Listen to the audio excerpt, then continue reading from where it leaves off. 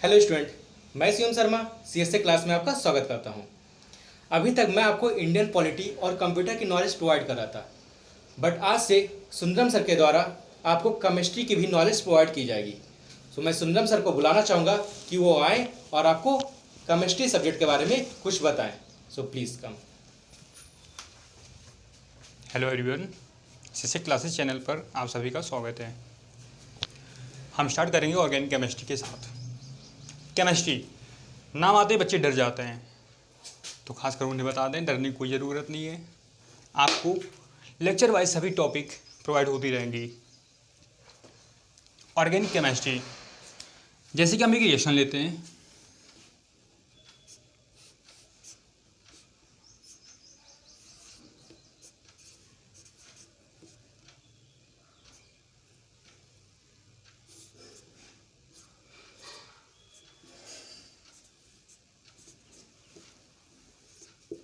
आपके सामने एक रिएक्शन दिख रहा है।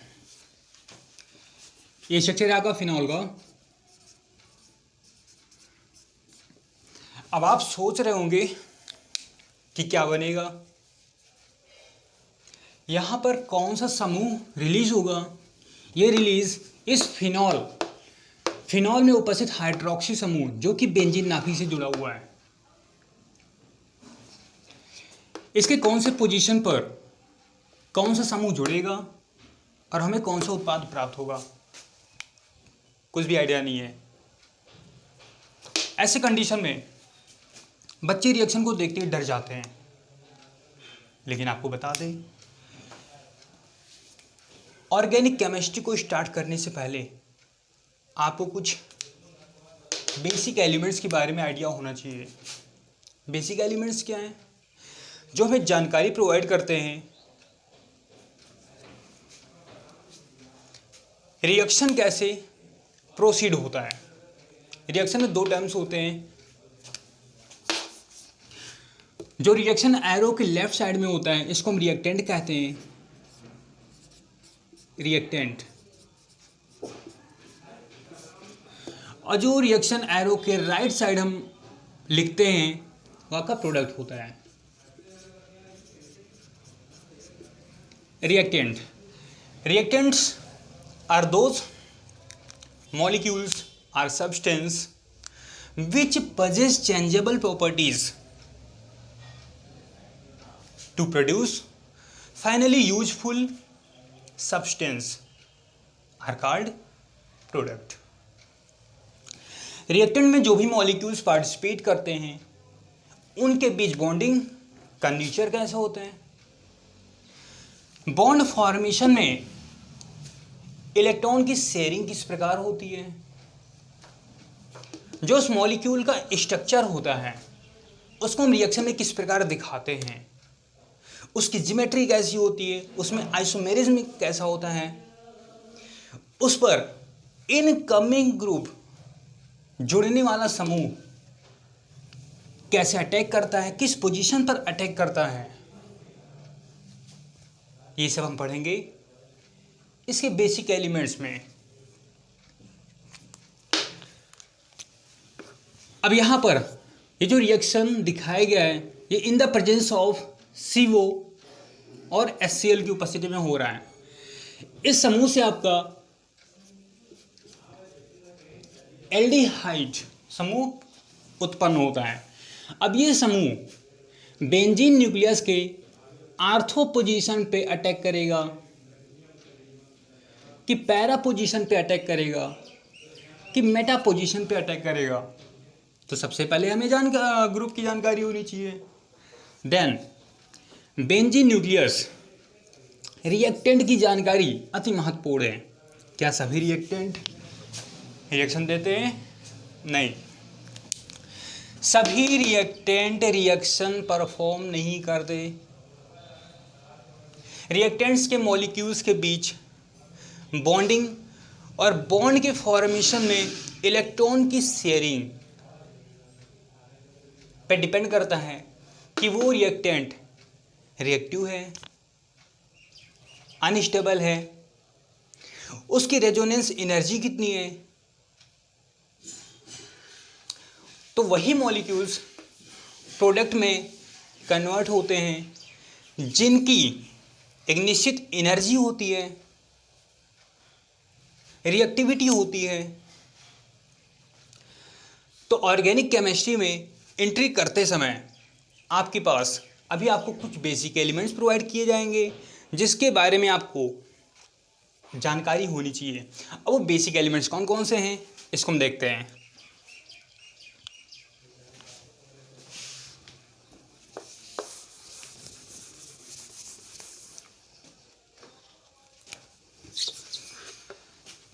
फर्स्ट ऑफ ऑल,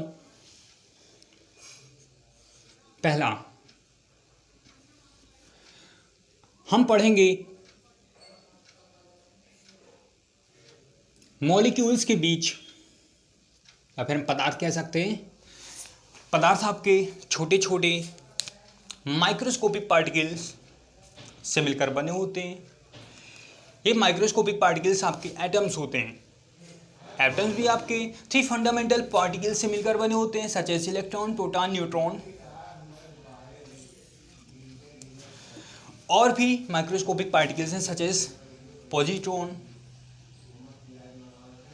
लेकिन जो फंडामेंटल पार्टिकल्स होते हैं आपके बेसिकली 3 होते हैं, इलेक्ट्रॉन, प्रोटॉन और neutrons. Electron has negative charge, proton has positive charge और न्यूट्रॉन आपका न्यूट्रल होता है। न्यूट्रॉन का एक न्यूट्रॉन आपका ब्रेक होता है, तब जाके एक प्रोटॉन और एक इलेक्ट्रॉन रिलीज करता है। एक प्लस और एक माइनस, तो आपका उदासीन होगा ना।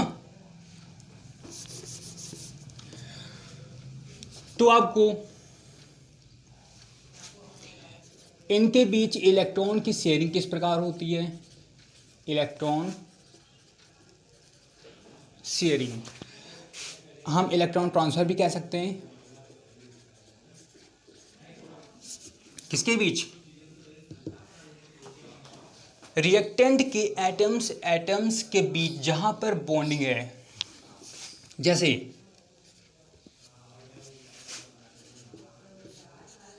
यहां पर रिएक्टेंट मॉलिक्यूल्स में 2 एटम्स हैं, एटम्स ए और एटम्स बी।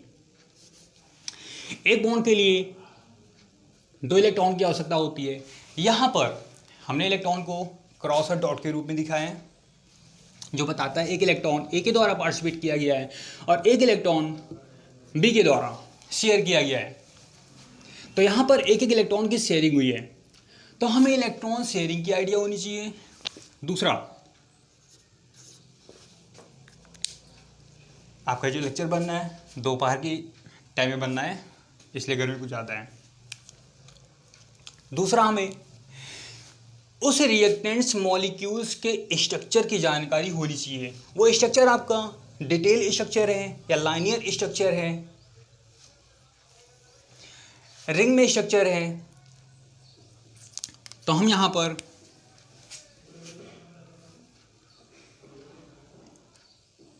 उसके इलेक्ट्रॉनिक कॉन्फ़िगरेशन,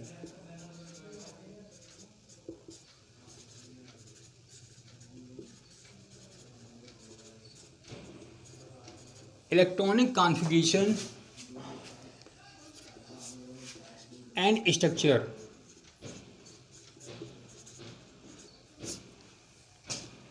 इसको पढ़ेंगे।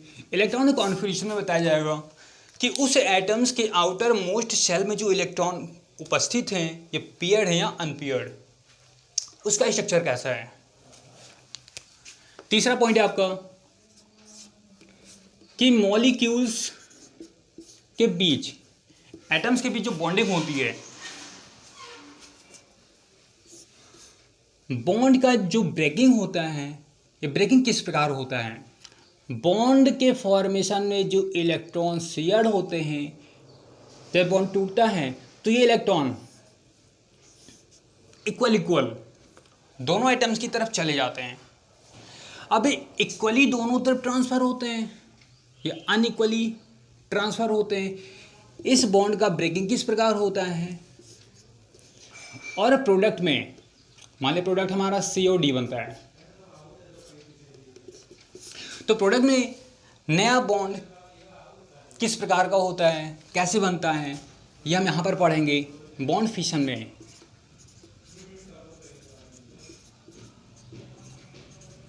Bond fission next basic elements है आपको रिएक्शन इंटरमीडिएट्स।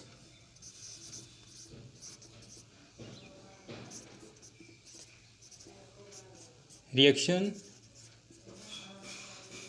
इंटरमीडिएट मध्यवर्ती पदार्थ। रिएक्शन इंटरमीडिएट्स क्या होते हैं? किसी भी रिएक्शन में जो आपका रिएक्टेंट और प्रोडक्ट होता है, क्या रिएक्टेंट डायरेक्टली प्रोडक्ट का फॉर्मेशन करता है? नहीं। रिएक्टेंट और प्रोडक्ट के बीच में कई प्रोसेस होते हैं, कई अनस्टेबल और reactive molecules, neutral molecules, positive और निगेटिव चार्ज रेडिकल्स का निर्माण होता है जो डिसाइड करते हैं कि प्रोडक्ट का फॉर्मेशन होगा या नहीं, और यदि होगा भी तो मेजर अमाउंट में होगा या माइनर अमाउंट में होगा। तो रिएक्टेंट और प्रोडक्ट के बीच में बनने वाले अनेकों ऐसे मध्यवर्ती जो डिसाइड करते हैं कि प्रोडक्ट का फॉर्मेशन होगा अथवा नहीं। तो सारे रिएक्टेंट मॉलिक्यूल्स प्रोडक्ट का फॉर्मेशन नहीं करते।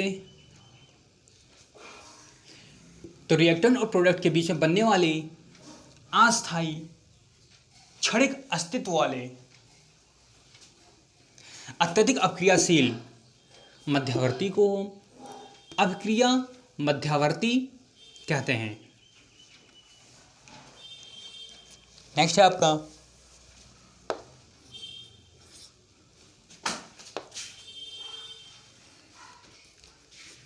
Type of reaction.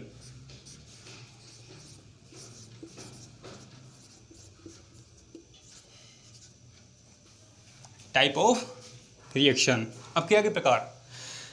अपक्रिया में कोई पदार्थ के अणु आपस में जुड़ रहे हैं या किसी पदार्थ के अणु में उपस्थित कोई समूह दूसरे समूह के द्वारा विस्थापित हो रहा है, या किसी रिएक्शन में उपस्थित क्रियात्मक समूहों में परिवर्तन हो रहा है। एक क्रियात्मक समूह दूसरे क्रियात्मक समूह में परिवर्तित हो रहा है, जैसा कि अभी हमने एग्जाम्पल देखा था फिनॉल।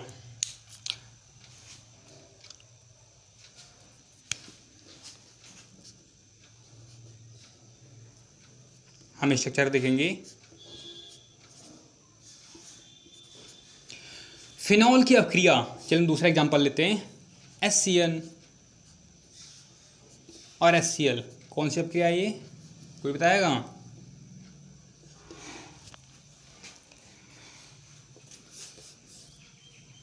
फिनॉल की अपक्रिया जब HCN और HCl की उपस्थिति में हाइड्रोलिसिस कराते हैं, तब जाके यहाँ पर CHO समूह एल्डिहाइड समूह प्रोड्यूस होता है। ये एल्डिहाइड समूह आर्थो पोजीशन पर अटैक कर इस हाइड्रोक्सी समूह के रेस्पेक्ट में आर्थो पोजीशन पर अटैक करके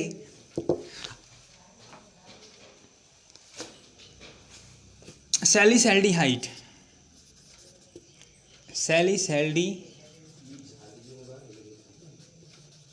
उत्पाद देता है। सैलिसैल्डिहाइड का स्ट्रक्चर कैसे बनेगा? ये तो आपका फिनॉल हो गया। जो आपका एल्डिहाइड समूह प्रोड्यूस हुआ है, ये एल्डिहाइड समूह किस पोजीशन पे अटैक करेगा? आर्थो पोजीशन पे। ये आपका आर्थो पोजीशन है और आपका पैरा पोजीशन है। यदि हम आर्थो पोजीशन पे अटैक कराते हैं तो हमें क्या मिलेगा? Ortho hydroxy benzaldehyde.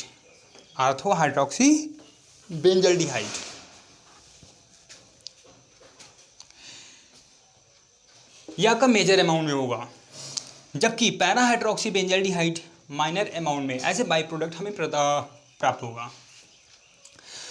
तो यहाँ पर रिएक्शन में हमें केवल स्ट्रक्चर समूहों के बारे में जानकारी नहीं होनी चाहिए, बल्कि जो मध्यवर्ती बनते हैं इनकी जो ऊर्जा होती है, इनके द्वारा जो बनने वाली एक से अधिक अनुनादिक संरचनाएं होती हैं, इसकी पूरी जानकारी होनी चाहिए। तो इसको हम रेज करते हैं, आप इसकी स्क्रीनशॉट ले सकते हैं।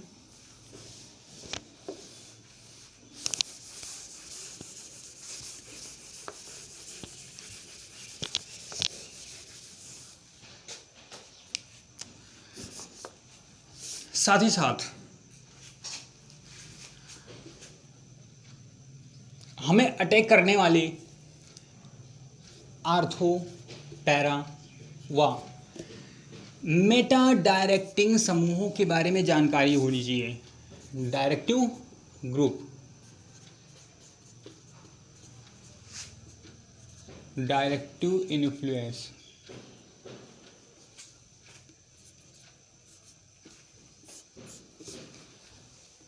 डायरेक्टिव इफेक्ट भी कह सकते हैं। डायरेक्टिव इफेक्ट आपका दो प्रकार का होता है, आर्थो, पैरा और मेटा। ऐसे इनकमिंग ग्रुप, ऐसे समूह जो आर्थो पैरा पोजीशन पे अटैक करते हैं, आर्थो पैरा उत्पाद देते हैं, इन्हें हम आर्थो पैरा दैशिक समूह कहते हैं। ऐसे समूह जो आर्थो और पैरा पोजीशन पर इनकमिंग ग्रुप को जोड़ने के लिए स्थान प्रोवाइड करते हैं, इन्हें हम आर्थो पैरा डायरेक्टिव ग्रुप कहते हैं। जबकि जो मेटा डायरेक्टिंग ग्रुप होते हैं, ये इनकमिंग ग्रुप को जोड़ने वाले इनकमिंग ग्रुप को मेटा पोजीशन प्रोवाइड करते हैं। तो आर्थो पैरा मेटा पोजीशन होती क्या है, आपको बेसिक एलिमेंट्स के बारे में जब बताया जाएगा लेक्चर वाइज, आपको 1 by 1 वे सभी रिक्वायर्ड बेसिक टॉपिक्स आपको प्रोवाइड कर दी जाएगी, जो आपको कोई भी रिएक्शन को समझने के लिए काफ़ी यूजफुल होगी। वैसे तो अगर समझाना जाए तो आसान चीज़ भी कठिन होती है, लेकिन जब आप उसको सिक्वेंशियल पढ़ते हैं, सभी टॉपिक के टच से होकर गुजरते हैं, तो उसकी कॉम्प्लेक्सिटी दूर हो जाती है।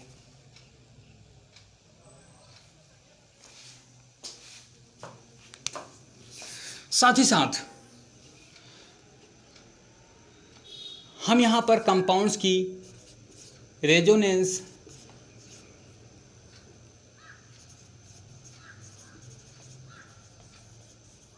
एनर्जी या फिर हम स्टेबलाइजेशन एनर्जी कह सकते हैं, स्टेबलाइजेशन एनर्जी,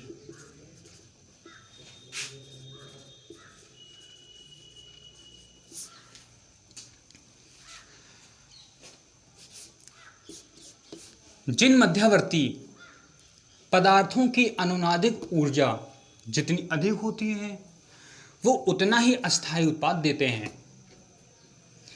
अर्थात resonance energy directly proportional to its stability and the stability is inversely proportional to its reactivity.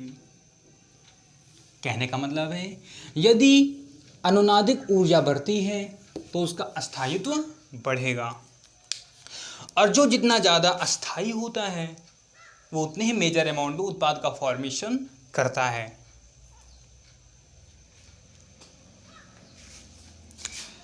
क्या सभी रिएक्टेंट उत्पाद देते हैं? नहीं। जैसे यहाँ पर हम रिएक्शन देखेंगे, मैग्नीशियम आपका एल्कलाइन अर्थ मेटल से सेकेंडरी ग्रुप का, इसकी अभिक्रिया जो हम H2O के साथ कराते हैं,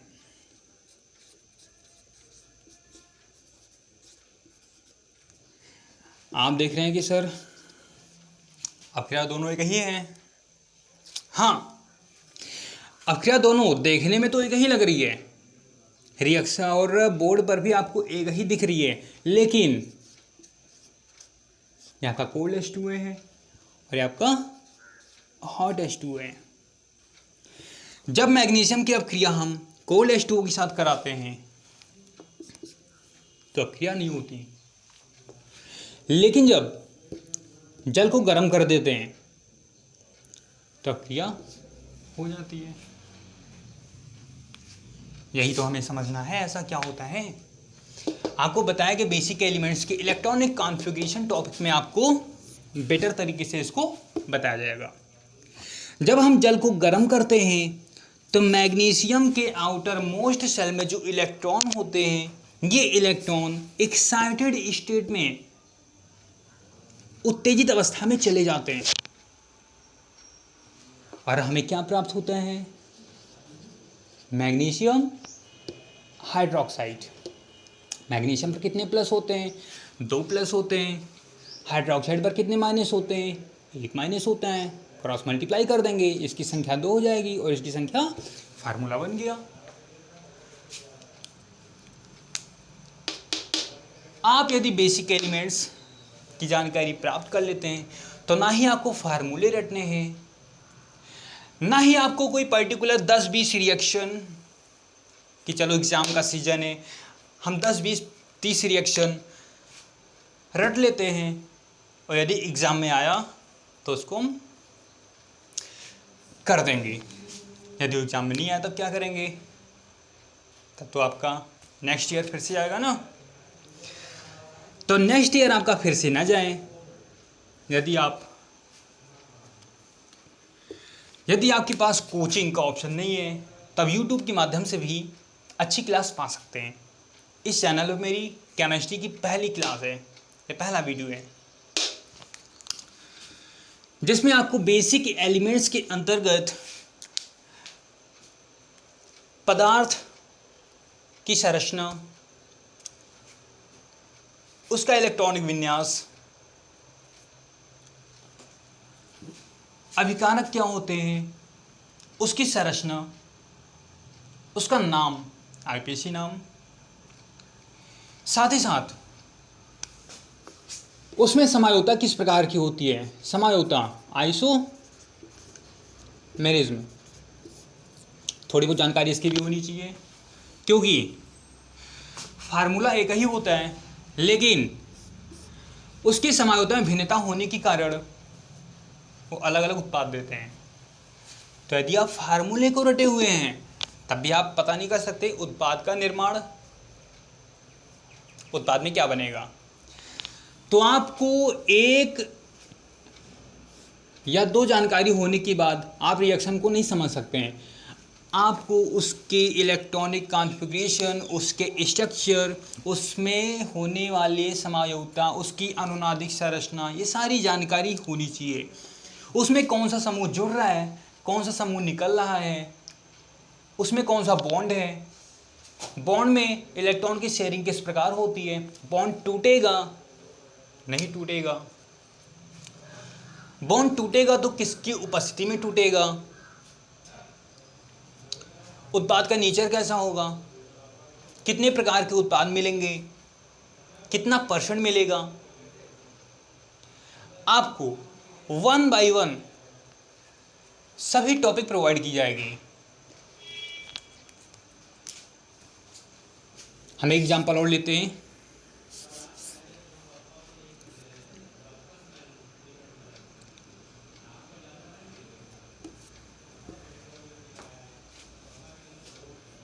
यदि हम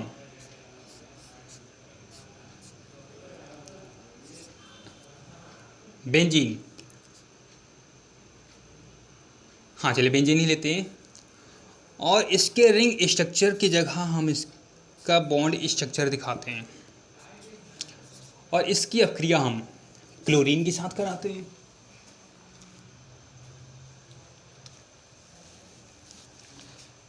बेंजीन की अक्रिया क्लोरीन के साथ कराते हैं लेकिन यह अक्रिया in the presence of sunlight, प्रकाश की उपस्थिति में कराएंगे तो यहाँ पर उत्पाद जो भी बनेगा,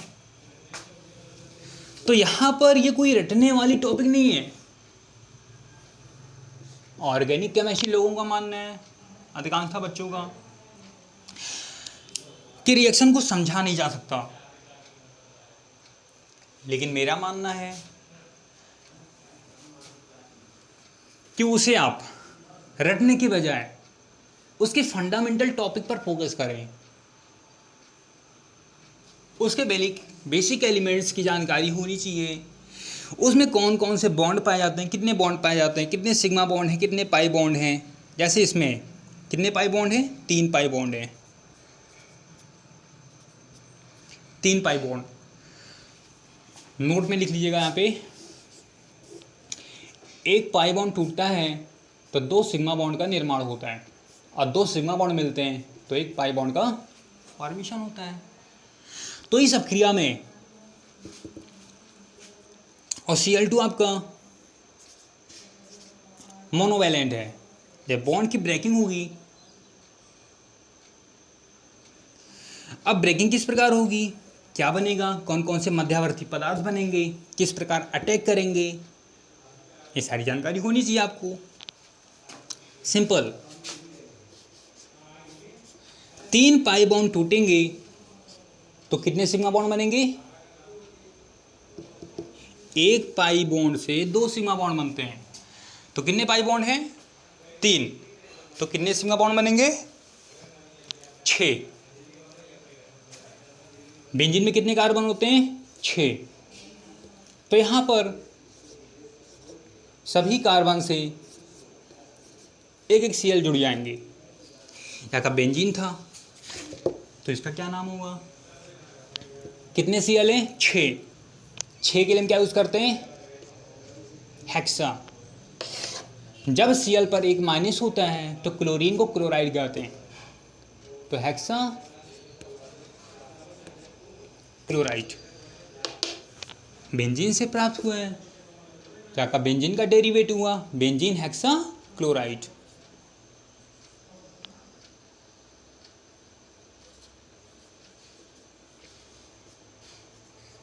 इसको हम शॉर्ट में PSC भी कह सकते हैं, जिसका यूज हम पेस्टिसाइड के रूप में करते हैं। गमकशीन आपने नाम सुना ही होगा,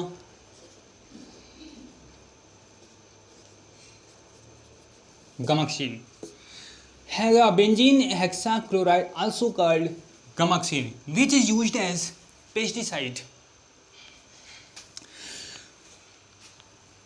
तो इस लेक्चर में आपको बेसिक एलिमेंट्स के बारे में बताया गया, जो कि आप आने वाले लेक्चर में आपको प्रोवाइड होंगे, और आप अच्छी क्लास CSC क्लासेस चैनल को सब्सक्राइब करके घर बैठे प्राप्त कर सकते हैं, जिसमें सभी टॉपिक को फोकस किया जाएगा। फिर इसके बाद हम फाइनली उस रिएक्शन और रिएक्शन की क्रियाविधि में एंट्री करेंगे। फिर आपको पता चलेगा कि रिएक्शन कठिन होता है या आसान। तो इस लेक्चर में इतना ही। Thanks to all.